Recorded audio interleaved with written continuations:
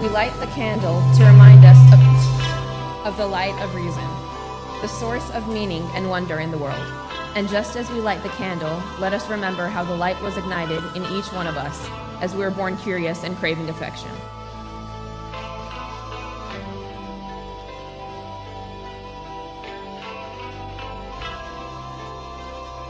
We close the candle in the lantern to remind us that the light must be protected.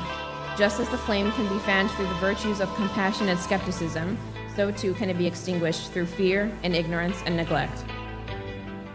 Embody the light through the rigorous study and application of skeptical values. Spread the light through education and outreach, and through your shining example. Protect the light by standing up for science and reason wherever darkness gathers. Be the light, spread the light, protect the light. Repeat together. Be the light, spread the light, protect the light. Let it be so. Thank you.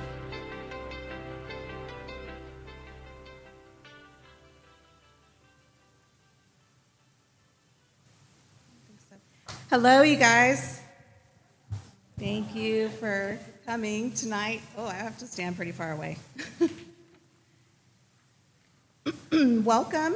Oh, this is pretty loud. Is this okay? It's not? Sounds loud from up here. Welcome to our first ever Midnight Mass, our first anniversary. So thank you very much for coming. We want to thank you all for being here, every single one of you. We really, really appreciate it.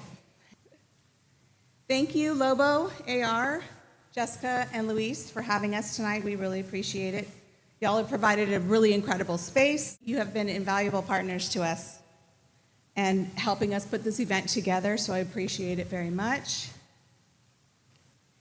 And a huge thank you to our AV team, Adam, Augustine, and Sean. Sean is not here. He is online, so he's in Pennsylvania. He still helps out. We appreciate it. And they have put in countless hours. The AV guys, you guys have been amazing.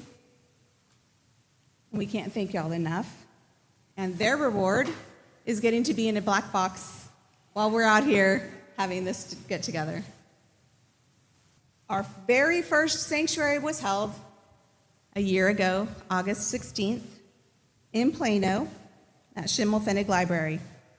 At midnight tonight, we're going to have our actual one-year anniversary, the heart of our Midnight Mass. We're trying to build a community of like-minded people, curious, thoughtful, and compassionate people like you. Thank you for being here. Let it be so.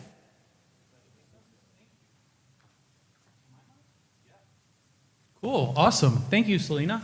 Welcome. Yeah, what a cool space. Thanks, Lobo, AR. This is our evening sanctuary, Midnight Mass. Hi, everybody. Great to see you all.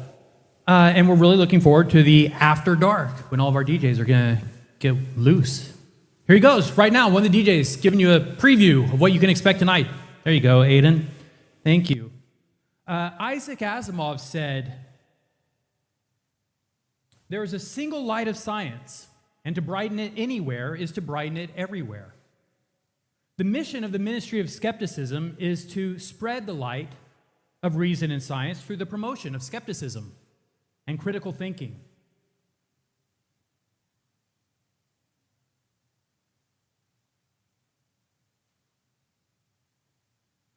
And it's also to provide a safe space for the contemplation of morality, meaning, and purpose, free of dogma and free of judgment.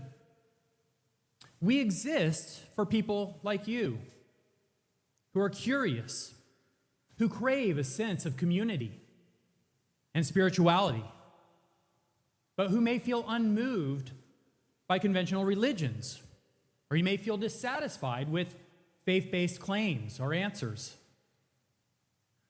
We reject the notion of non-overlapping magisteria, the idea that science and religion represent separate domains of knowledge that should remain necessarily divided. We've seen people on the religious side and on the academic side have both kind of adopted this idea that those are two separate areas of inquiry, keep them separated. We reject that idea. Rather, we endorse the perspective expressed by the cosmologist and beloved science communicator, Carl Sagan, who wrote, "The notion that science and spirituality are somehow mutually exclusive does a disservice to both." Sagan described science as a candle in the dark, and the Ministry of Skepticism is spreading the light of scientific skepticism through the promotion of reason, critical thinking, and scientific literacy. So now to read an expanded passage to tell you more about what Carl Sagan said about this from his book, The Demon-Haunted World, which is a huge inspiration here for what we're doing, and is that funny reaching all the way down to the floor, and a huge inspiration for our leitmotif, the lanterns. It all comes from this book, The Demon-Haunted World, Science is a Candle in the Dark. Science is a candle in the dark. To read more from this book, from this passage from Carl Sagan, we'd like to call up Scott Hilton. Come on up here, Scott. We'll make sure that we get you mic'd, and he's going to read the Carl Sagan quote for us. Oh, and by the way, you guys all have reflection books that were left on your seats. All of these things are in there, so you're welcome to follow along in your reflection books. Insofar as we can help it, and remember, we'll try to help guide you along. This Carl Sagan quote is on page 7. Thanks, Scott. Science is not only compatible with spirituality, it is a profound source of spirituality. When we recognize our place in an immensity of light years and in the passage of ages, when we grasp the intricacy, beauty, and subtlety of life, then that soaring feeling, that sense of elation and humility combined, is surely spiritual. So our emotions in the presence of great art or music or literature or acts of exemplary selfless courage, the notion that science and spirituality are somehow mutually exclusive does a disservice to both.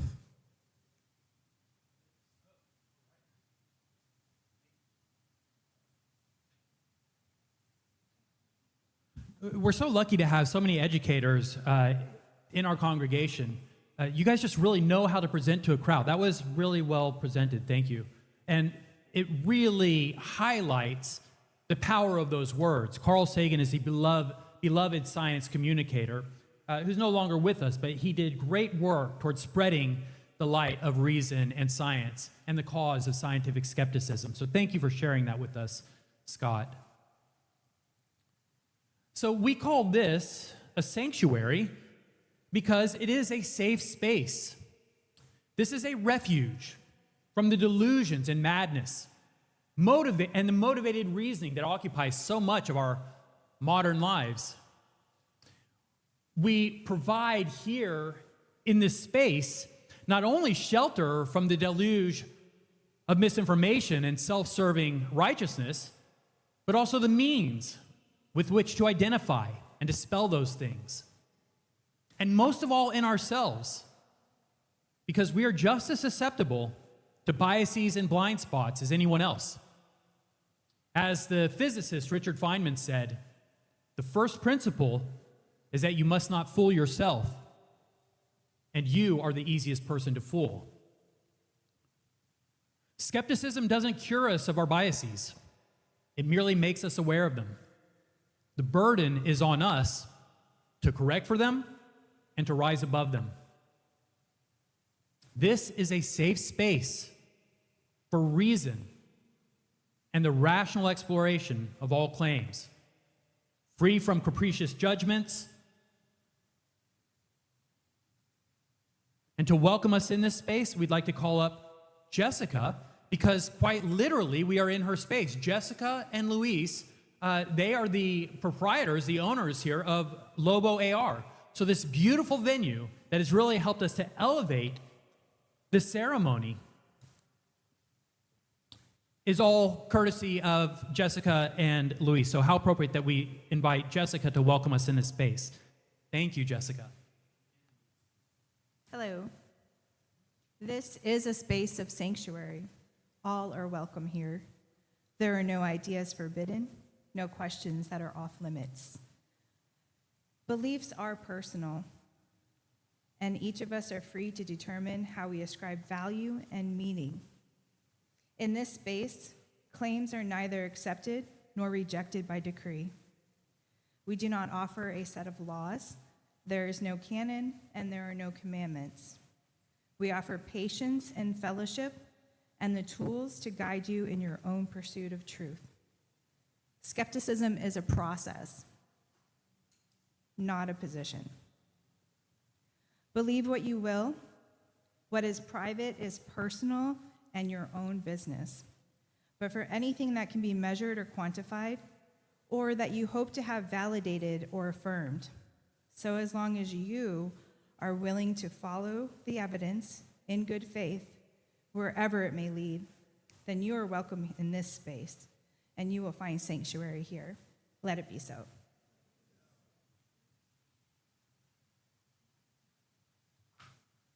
Perfect, thank you. And that is so true.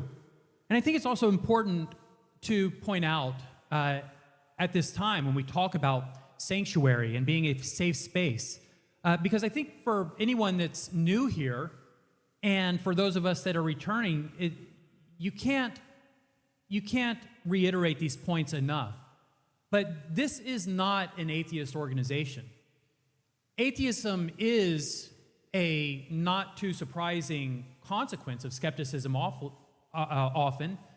When you follow the evidence, for some people they find evidence for a God or gods lacking. And so that leads them to a kind of atheism.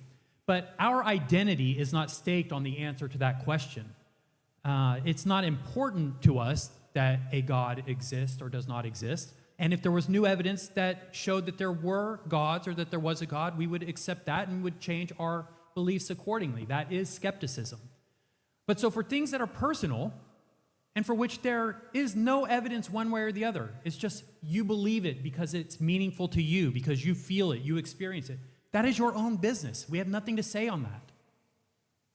But for anything that can be measured or that you want ratified or validated or externally confirmed, then yes, we expect to see evidence for it.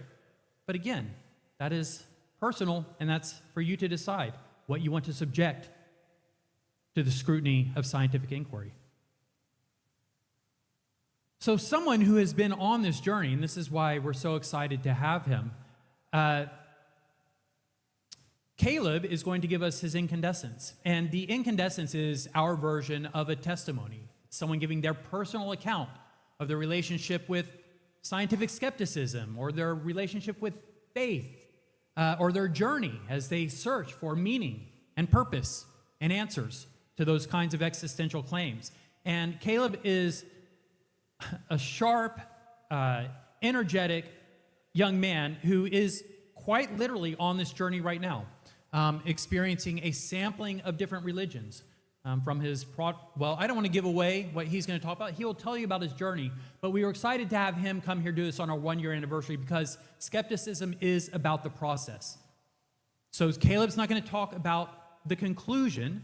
He's going to talk about the process. So Caleb, we welcome you up to share your incandescence.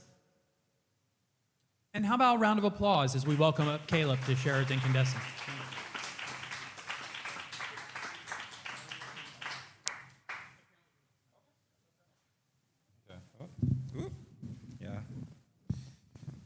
I drank my milk before this. Okay. Yes, thank you, Arlo, for that introduction. And yes, I am here to talk more about the process of how I got here. I got Catholic of the Year award in 9th grade. I don't know how I won the award because I'm not Catholic. I was raised Protestant. If you told me after that I won the award that I would be asked to give a speech for a group like the Ministry of Skepticism, I would wonder what kind of drugs I'm taking in my 20s. When Arlo asked me to give this incandescence, I was shocked. I didn't think what I was doing was special. Doesn't everyone have questions about God? Is everyone satisfied with the narratives they were told growing up? I didn't always question things. I used to think that there was something wrong with me. I used to tell myself that if I believed harder, things would get better. As I got older, I realized that my external experience was not matching up with what I believed internally. Now, a little bit of background about myself. I grew up in a Christian Ugandan household. Uganda is a country in East Africa with a 90% Christian population. I thought the whole world was Christian when I was a child. I didn't learn about other religions until I was at church, and I was told those are the people who don't follow God. The narrative of us and them was present throughout my childhood. I was taught that I was given the truth and anything besides Christianity was false.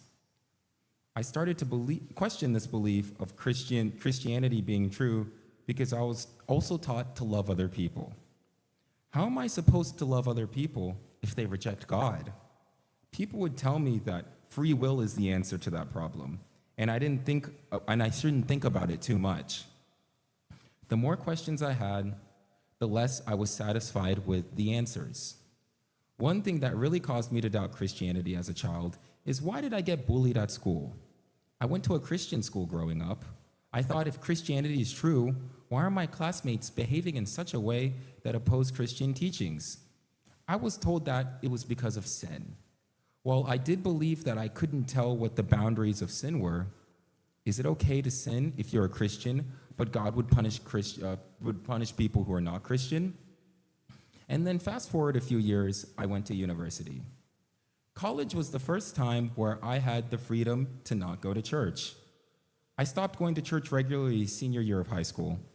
The only reason I went to church is because my parents forced me to go to church. We didn't have a choice in my house. This always bothered me growing up, because why would God create such a boring religion? I tried to be Christian in college, but it was difficult because I wanted to go the same denomination, and the church was 40 minutes away in Manhattan. So I decided to take a break from Christianity. Even though I was not practicing, I felt guilty. My whole life, I went to church, and now I'm not doing something that was a part of my week. Initially, I felt great, but the guilt never left me. Senior year of college, I lived with Iranians. I didn't know anything about Iran. All I knew is that it was a country in the Middle East. One thing about Iranians, unlike other Middle Eastern countries, is while the government is Islamic, most of the people are secular. I didn't know that was an option. I always thought people in the Middle East was filled with Muslims. This was the first time I encountered someone who didn't fit my mold, and I was living with them. We spoke about religion frequently. I was told that atheists were not moral people, so it was strange to talk to somebody who had different beliefs than me. My roommate would challenge me in a way that left me with questions. This was another first I had. When I grew up, I was told that there is a script to follow. Tell people about heaven and the punishment of hell and the power of the cross, or how much Jesus changed a person's life. My roommate didn't care about any of that stuff. He would tell me that if I live a moral life, why do I need religion? I started to agree with him. He showed me that there was another perspective.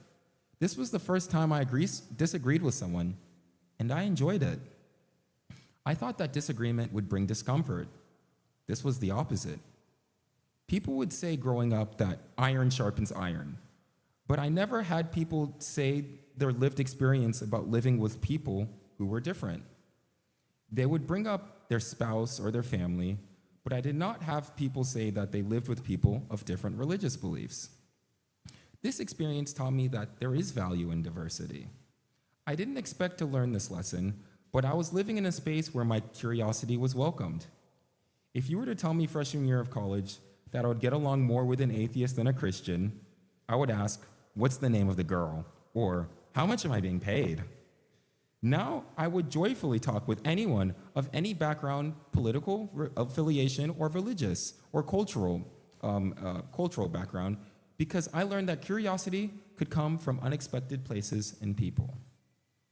And now, I want to transition to kind of set up for why I was here, but before I do that, I kind of have to talk about Judaism.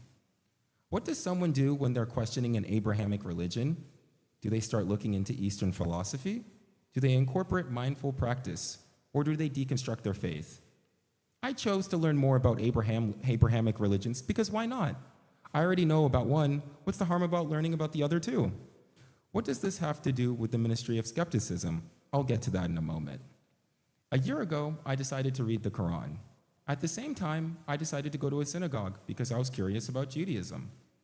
If you were to tell me a senior year of college that I would pray at a synagogue, I would ask if that's the name of an underground nightclub. Judaism gave me a space to come incomplete.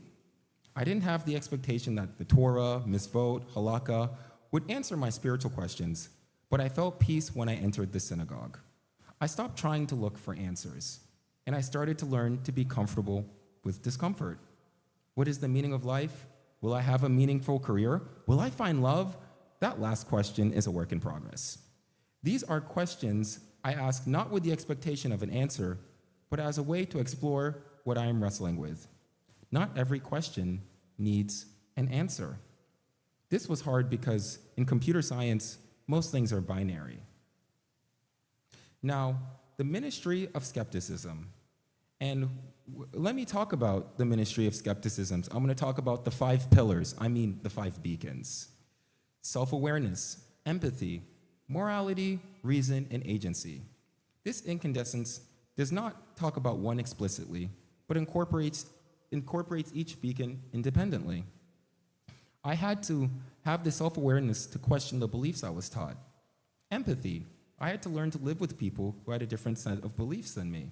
Morality, I decided to keep the values that I was taught growing up instead of becoming a cynical person. Reason, I had to think through new spiritual challenges that I didn't expect. Agency, I had to enter new environments that I was not planning. One question that I was encountering during my spiritual journey was that what's the point of any of this? Why am I doing this?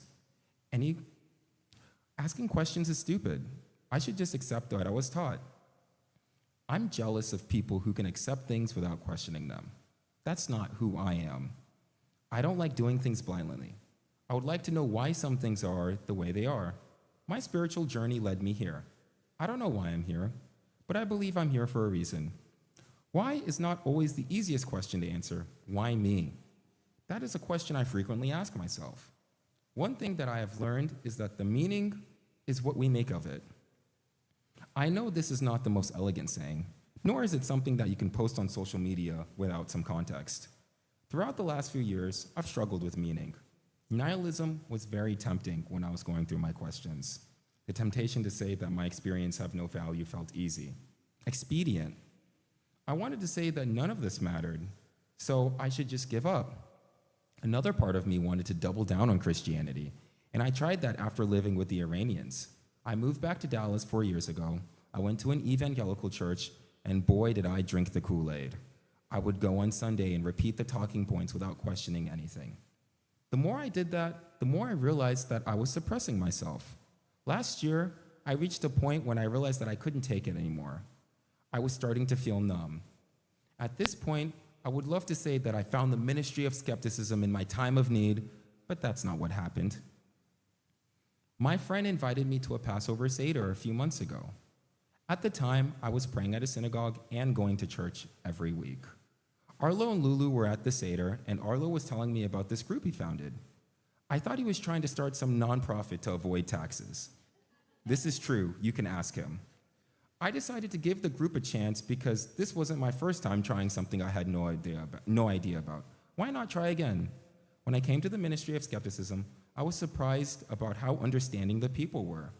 I even told Arlo that I feel like the people here follow Christian teachings better than most Christians, even if they don't believe in any religion. Ministry of Skepticism gave me space to express the thoughts I've had for years. I didn't feel like an outcast. I could go on about how great this group is, but I would want to say this. Use this space the way you want. This may not be for you, or this may be for you too. What I like about Ministry of Skepticism is that there isn't a right or wrong answer. You are free to explore. I have spoken to people from Muslim, Christian, Jewish, atheist, and agnostic backgrounds. There is a diversity of people and opinions here. I challenge you to find 5 people that agree on anything in this space. This space will accept you for who you are. I don't know where my journey will take me, but I am grateful that this group was a stop in my journey. I'm going to answer a very easy question. What is the meaning of life? I don't know, and I don't think I ever will. Meaning is what you make of it. My meaning might be different than what you find meaningful. I wanted a definite answers along each stage, but I was left with questions. As I got older, I appreciate the questions that don't resolve easily more because I know that I'm engaging with something real. This place is a human place. We are humans. I'm not God, even though my ego might tell me otherwise. I want to include people who have negative experiences too. Your story matters. I am not the type of person to get up on stage and sing Kumbaya, even though the African in me wants to. If you feel comfortable, share what you are going through. Life is not only about the highlights, but the setbacks too. A 15-minute incandescence is not going to solve all your problems. Sometimes you must go to the gym to lose weight.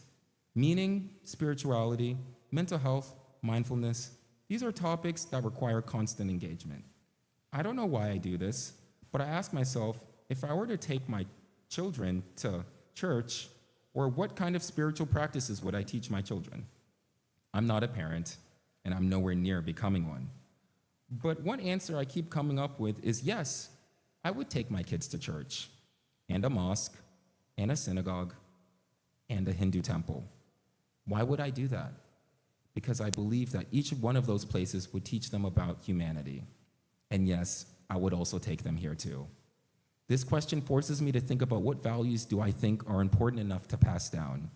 The values that I keep coming back to are that there isn't one way to live life, and people disagree on fundamental concepts, but don't pigeonhole yourself to one thing. Listen to other people, and don't be afraid to explore. Thank you for listening. Let it be so.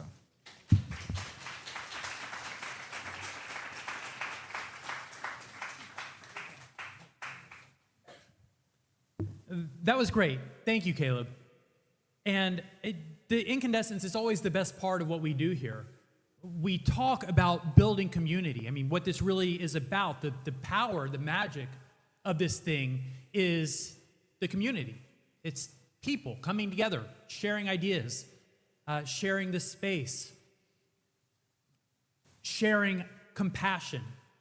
And that's exactly what we wanted, Caleb, was to hear about your journey. It's such an interesting story, but it speaks to so many of the things that we are doing here, or so many of the questions that we are trying to answer. You mentioned going to the gym. Sometimes you have to go to the gym to lose weight. Well, sometimes you have to go to church if you want to exercise your spiritual fitness, right? That is the idea.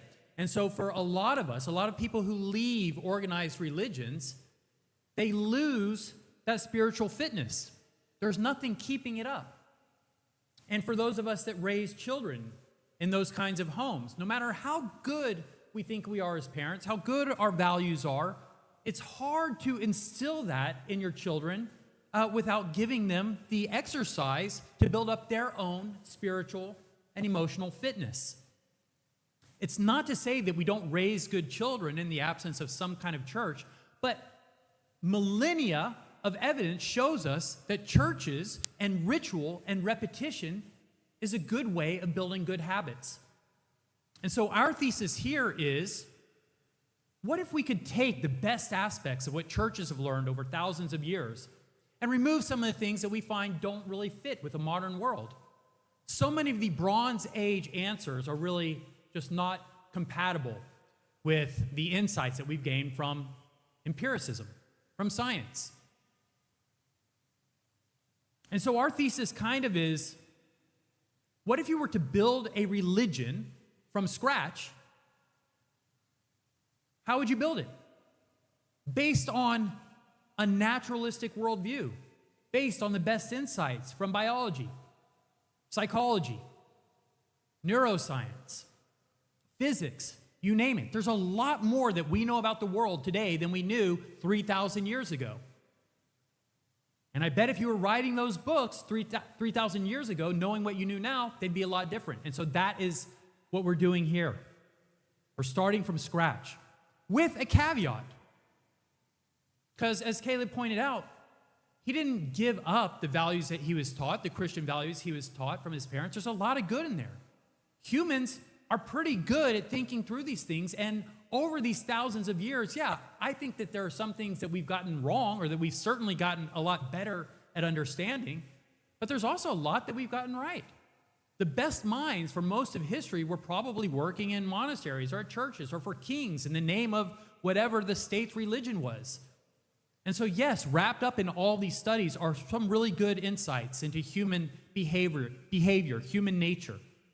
So we still have a lot to learn from our history. And the beauty of what we're doing here is everything's on the table. We can take the best of what we learned from human history, from all the things that you're looking into, from the Quran, from Muslims, from Judaism, from Christianity, from Hindus, all of it, and more. Oh, I thought we set this thing not to do that. Oh, and Caleb, man, I forgot. Come up here. I want come stand next to your name. What the heck? Make sure he gets a photo. Hey, let me wait. I want to pretend like this is. Okay. Yeah. Stand up. Okay. Yes, I believe in everything and nothing. Yeah. It's a constant work in progress.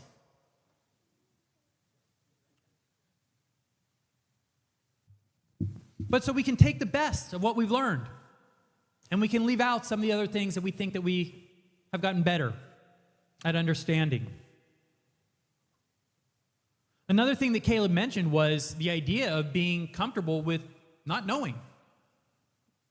So many of the conventional faith-based religions are really rooted in kind of absolute knowledge, absolute answers to many questions that it seems there's no way you could have any absolute answers. And so again, we take a different approach. We learn from science and skepticism. We learn to be uncomfortable. No, we learn to be comfortable with not knowing. Rather than treating claims as absolute and unchanging, we recognize that all claims and all knowledge is provisional and subject to change based on new and better information. And we spoke in the open about the non-overlapping magisteria, the idea that the domains of science and the domains of religion are separate. They explore different ideas. And we told you that we reject that notion, because why would you cut off the deepest, most important, most concerning questions, things about purpose and morality and existence and meaning? Why would you cut off those areas of inquiry from the best tools and methods that we have for finding answers? And those tools are science. That's what we call science. Science is not just some special magical thing. It's not guys who put on a lab coat and go into an institution and do science. Science is just a collection of the best techniques we've learned for getting the most reliable answers about the world we live in. So we want to take those tools and also apply them to these existential topics. That is the Ministry of Skepticism. And in that way, it is a religion without the religion. So last time I did this, and you were smiling and laughing the last time you came, I thought, oh man, he thinks this is all just such BS. But then I learned after, like he was saying, that spoke to me. Like finally I'm hearing stuff that I can relate to. And especially to hear that in an environment that's like ostensibly a church, where usually you might find yourself sitting there going, gritting your teeth, being like, this doesn't make any sense. And listen, there are a lot of different churches out there. There are a lot of different brands of belief. And so I don't want to do exactly what Caleb accused people of doing to atheists and cast the aspersions back the other way and say that people who believe that there's, I don't want to cast any broad general complaints or objections in that same way. There are many faith-based religions that I think probably get pretty close to, hi Julie, that get pretty close to what we're doing here, right? They are focused on humanity and compassion.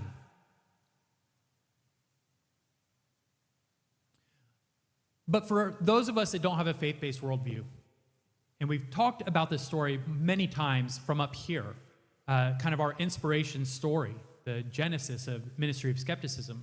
But we have some members who have, they are academics, professors at UTD, teach economics, and they raise their children, much like we talked about, in a secular home with good values.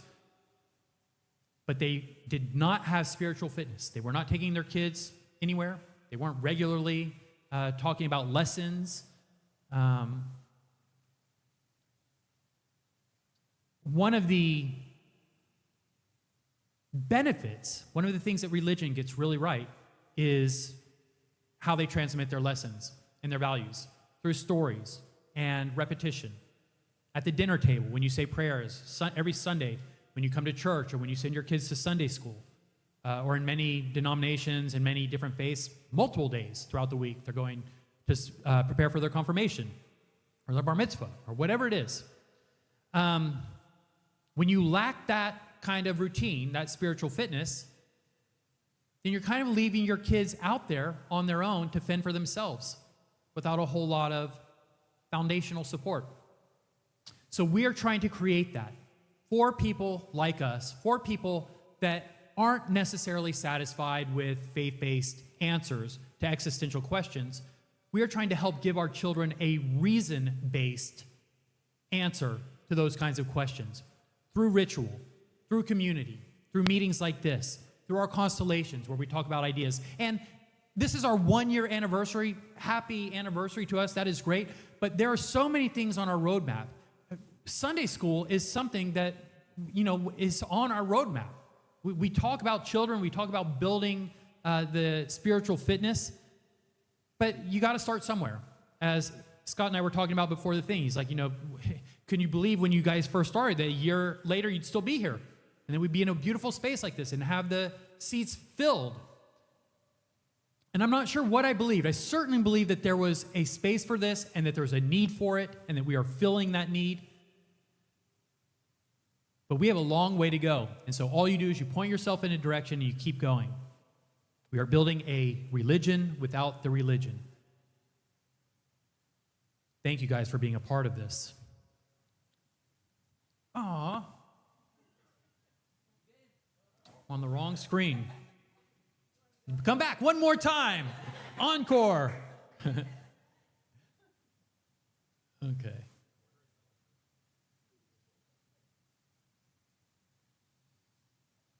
All right, so we have a reflection.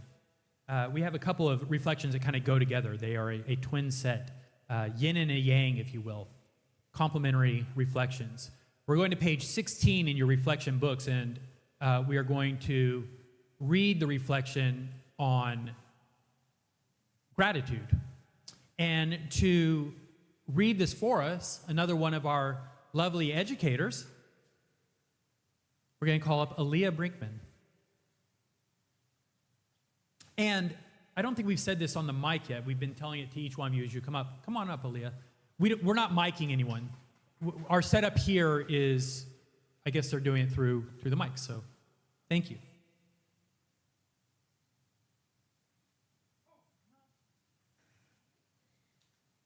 Gratitude. We have so much to be grateful for. The very fact that we are here, that any of us should exist, despite the extraordinary odds against it, is truly a miracle. And the fact that we are here in this space together, sharing this experience of communion and fellowship, is a gift worth cherishing. So let us take a moment to be thoughtful and reflect upon this blessing, to enjoy the fellowship of friends and family and neighbors as we come together to celebrate the light of reason, the virtues of skepticism, and the miracle of existence. Let it be so.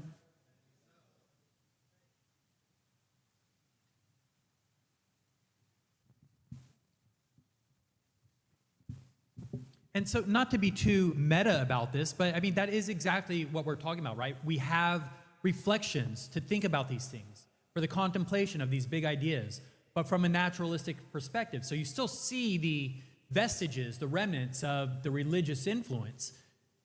Certainly you can see it in the manner of presentation here. This is modeled after a religious service. But in the words, the meaning that they carry, the ideas, the way that they are constructed are rooted in a naturalistic worldview. Earlier this afternoon, LuLu and Celina and I, we went to a celebration of life ceremony for Bella. There she is. Hi, Bella. Bella's father passed away this year, and he's my age, so far too soon. And as we were leaving to go to Max's celebration of life, there was a U-Haul at our neighbor's house, and they were loading up the U-Haul with all the home furnishings of my neighbor who passed away earlier this month unexpectedly.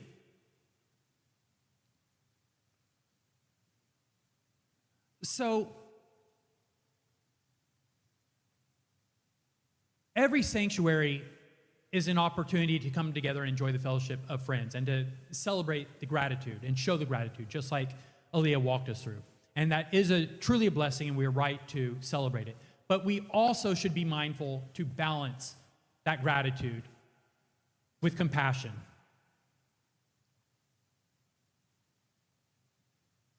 We should be mindful of those who couldn't be here, or who are no longer with us, or those who may be grieving or struggling with mental or physical health issues, and we even may take a moment to be mindful of our own struggles.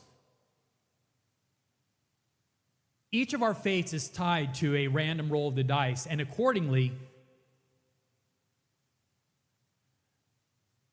we should be mindful to balance our gratitude with compassion. As we say in our reflection, not alone, there is peace in knowing that we are neither chosen for mercy nor singled out for suffering. This is an idea born from a naturalistic perspective, and there's something kind of liberating about it. When people ask you, if you don't have a God or a chosen faith-based religion, then how do you find your sense of morality?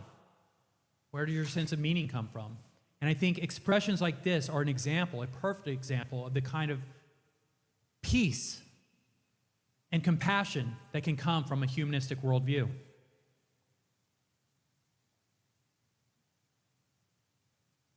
So to read the reflection on compassion on page 18 of your reflection books, we're going to call, page 15, slide 18. You're exactly right.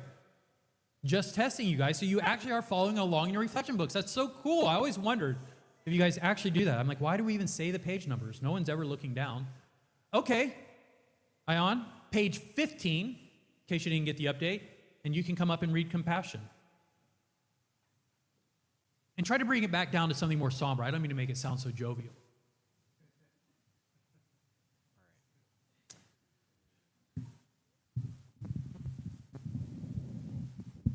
Thank you.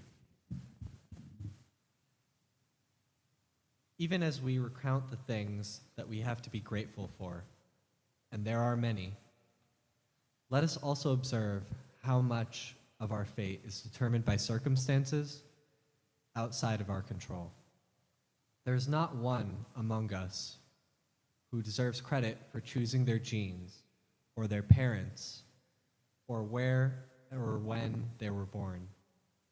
And neither is there one among us who deserves blame for their burdens or their afflictions or their shortcomings. It is a fact of nature that our fate is neither a reward nor a punishment. No one deserves praise or blame for being. Let us view the world honestly and see each other truly and recognize that all are deserving of compassion and grace. Let it be so.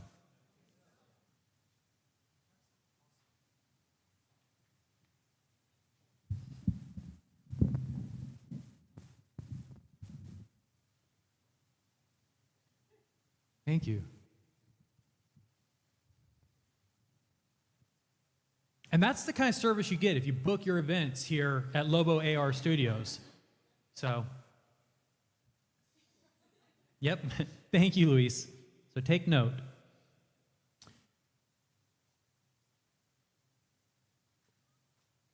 The Ministry of Skepticism is an affiliate organization of the Center for Inquiry. But they are the leading skeptical group in the nation, if not the world. And LuLu, Celina, Sean, who's on the live stream out in Pennsylvania, we all attended the last SciCon. It was their 50th anniversary. If you think 1 year anniversary is a big anniversary, wait till we get to 50. It was a great event. I noticed on their account, on the CFI account, that they posted an article just this last week. And it was written by a journalist who attended the conference that we were all at. The journalist's name is Lexi Pandel. And she was writing for Fast Company magazine, which is a magazine I think I remember my dad having around. And the article that she wrote from her experience at what's called SciCon, the CSI conference, was called "Can Skeptics Survive the Misinformation Age?" And it was a really good read. We reposted it. I recommend you look it up and read it. If you're interested, I thought it was a good read. And because it's always especially interesting to see what people's impressions are of skepticism from the outside. And she wrote something in particular that I thought I was really moved by. Because I've spent many years trying to describe skepticism to people. My mother, most of all, she always says, just tell me in a couple of sentences. And I've usually mostly failed at doing that.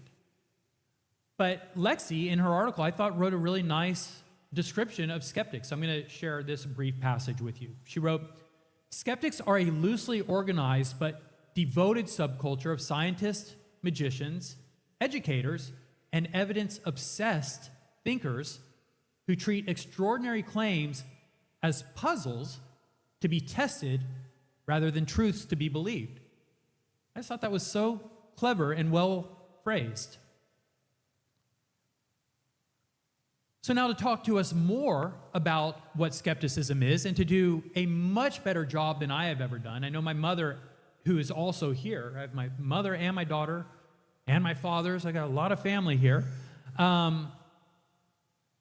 She always just beams about what a great job LuLu does at these things. And she's right. It's my favorite part too. So now to talk to us about what skepticism is, we'll bring up my daughter, LuLu Eisenberg, and recent master's, what do you call that? Graduate, thank you. Thank you, guys. There it is. Okay. So skepticism is a process, not a position. This wind is so dramatic. Hey, okay. Shakira. Yeah, I'm like doing a performance. Okay. Specifically, it is a process rooted in the scientific method that helps us assess the validity of claims. Every day, we are presented with endless information from a huge variety of sources, and it can be very difficult to discern what is true and what is not. I think of skepticism almost like a cognitive secret weapon.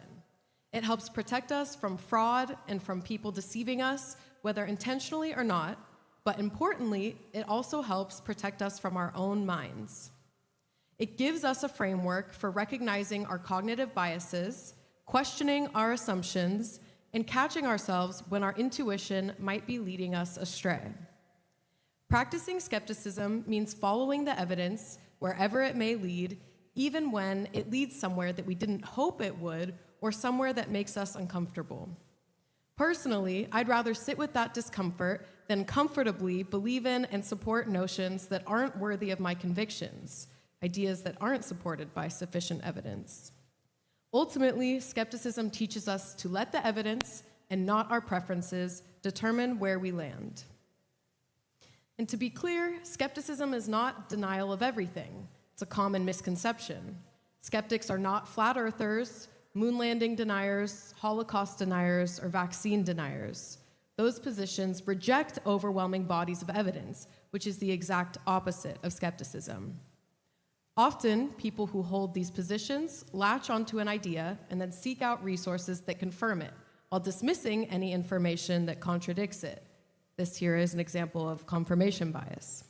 Again, this is essentially the opposite from skepticism. Not essentially, exactly the opposite from skepticism. There, they begin with a conclusion and selectively accept information that appears to support it. Whereas skeptics are along for the journey wherever the evidence takes us, and importantly, where the evidence takes us can change, and it does often. If credible, verifiable evidence challenges our current understanding of the world, we should update our beliefs accordingly. And so to provide some history about skepticism, the modern skeptical movement emerged in the 1970s in response to a surge of pseudoscientific and paranormal claims amplified through the media, things like UFOs, miracle cures, and psychic phenomena. And since then, the movement has expanded far beyond those original topics into things like medical misinformation, conspiracy theories, science denial, and just misinformation more broadly, and much, much more. And this expansion into other domains has occurred because the specific bullshit changes, but the underlying ways of thinking do not. Sorry, Dad, I'm not allowed to cuss. So the claims change, the technology changes, the platforms change, but people are still vulnerable to deception, motivated reasoning, cognitive biases, and our own tendency to believe things that feel right. And so what does it look like to actually practice skepticism? Even scientists and people who are highly trained in the scientific method can lack skepticism. Knowing these tools is not the same as consistently using them. Skepticism requires practice. It's a tool that you have to actually use and sharpen, and in turn, it sharpens your thinking. I've benefited from skepticism throughout my life a lot. It's helped me avoid silly things like MLMs and wellness scams and unnecessary supplements and toxin cleansers, which I said silly, but those things actually can be really consequential financially and for your health. And even just taking up mental space that would be better used elsewhere. It's also helped me maintain my sanity when I've heard noises that could easily be perceived as a paranormal entity.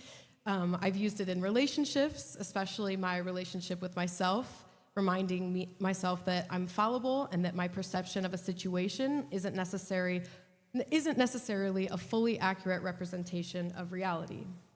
I've used it in my research as a student and in evaluating the research of others.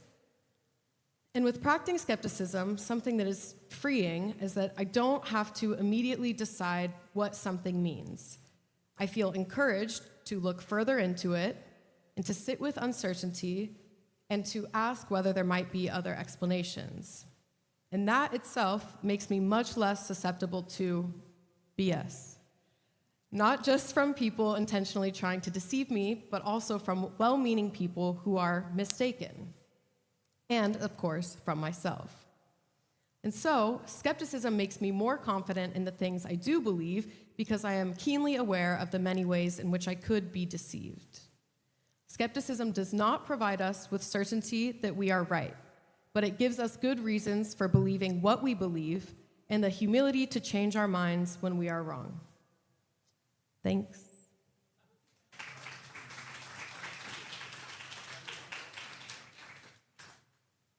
Awesome. Thank you, babe.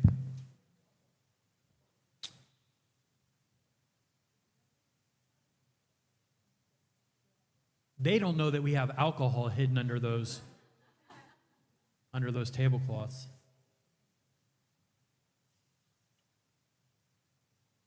Oh. I don't know what that was.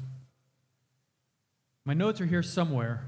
LuLu, thank you for that. We've talked a lot today about spiritual fitness, but mental fitness is also a big part of what we're doing and why we're doing this. When we talk about Sunday schools, non-religious Sunday schools, Ministry of Skepticism Sunday schools for children, is not just to teach them moral lessons, which absolutely it is that, but when LuLu talked about the beginnings of the scientific skeptic movement in the 70s, when the things that there were to be skeptical about, the things that they were responding to were UFO claims and cryptids like Bigfoot and Loch Ness Monster, right? And mentalists, bending spoons, those kinds of things. Well, as LuLu said, we should be careful not to dismiss those things as just being silly too quickly. But when you fast forward to the climate that we're in now, where these pseudoscientific and conspiratorial ideas have permeated politics and all areas of discourse, then the consequences have severely been raised. And so part of our solution, when we talk about the thesis of why we're doing this, what inspired us to do this, it's not just the spiritual fitness. We don't see anyone out there working to protect our kids or inoculate them from bullshit, as LuLu says. I can say it, you cannot. Do as I say, not as I do. That is the mantra of all parents across the globe. The school boards can't do it. Legislators can't do it. Reading Bible passages is now mandatory in Texas. So we are taking another lesson from religions. Christians, Muslims, Jews, they don't wait for other people. They don't wait for politicians or school boards or educators to teach their kids what's important to them. They do it themselves. They do it through their churches. They do it through their congregations. They do it through their rituals. And so we are building those kinds of rituals to teach our kids critical thinking and to inoculate them against conspiratorial thinking and BS. So we have one more closing ritual. It'll be our closing ceremony. This is our streamlined service. So we are about done. We're going to have some closing remarks from Celina, and then we will turn the lights down and get into our final closing ceremony. Oh. Okay. All right, you guys, again, thank you.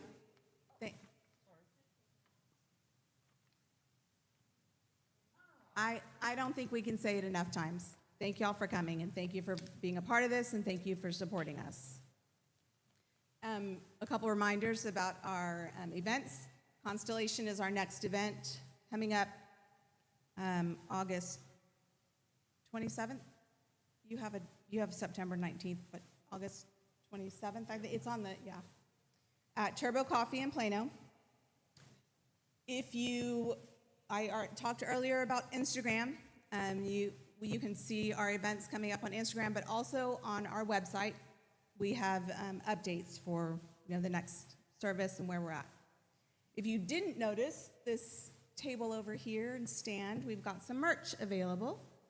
We have t-shirts, new t-shirts that were just printed. We have books. Demon Haunted World is kind of like our selected reading. So Demon Haunted World, Skeptic's Guide to the Universe. Each of those books has a special embossed page with our logo and special selected reading on it. We also have our magnetic pens for sale, coffee mugs. I think that's it. The recommended price for each of these is $20 to $25. These are only recommendations. We would love for you to just pay what you can, give according to your ability, take according to your need. If $5 is what you can handle right now, then leave $5. If you're able to give more, please give more. It will never say no. If you can't afford a book at the moment and you want to read it, please take it. If you will read it, take it. We are a nonprofit. Hey. That was a big deal. And every dollar helps support our cause. But our cause is to spread the light of science and reason, which is why we are here. If you want to engage with any of these ideas, we want you to have the materials. We also have the QR codes for payment, cash, Venmo, Zelle. The QR is up there. If you have any issues with the payment, you can just come to me or Arlo and we'll get that sorted out. If you enjoyed tonight, please come back. Please bring somebody that might enjoy it as well. Talk to people about MOS. You would be surprised at how often you have opportunities to just let people know. If you know somebody who would enjoy this, bring them, please. Invite someone to our constellation. That's a good entry into this environment where it's a little bit more social and ask questions and that kind of stuff. And that's it. Spread the light, you guys.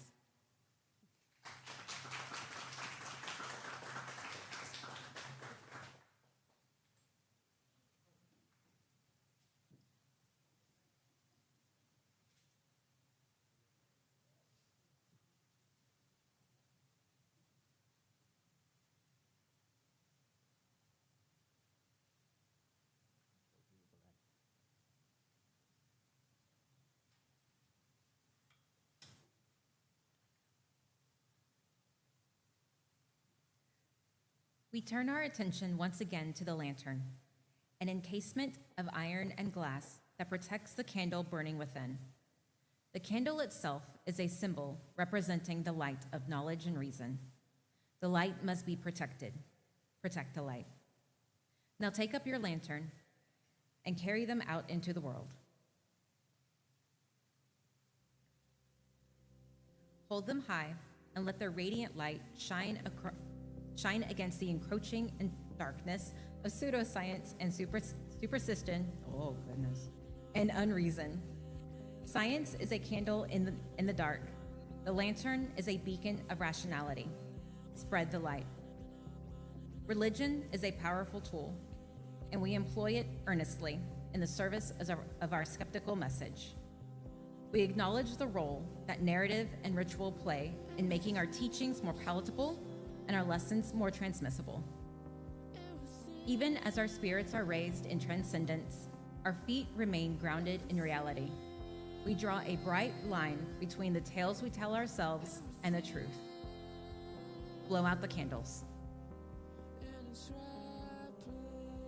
The candle carries no meaning outside of our metaphors. The lantern is just iron and glass after all. The only source of meaning, so far as we know, is you and your self-awareness, the most extraordinary creation in all of the cosmos. You are the source of reason. You are the source of knowledge. You are how the universe thinks about itself. Feed your curiosity. Sharpen your skeptical tools. Spread the message of skepticism and critical thinking. You are the light. Be the light. Spread the light. Protect the light. Say it with me. Be the light, spread the light, protect the light. Let it be so.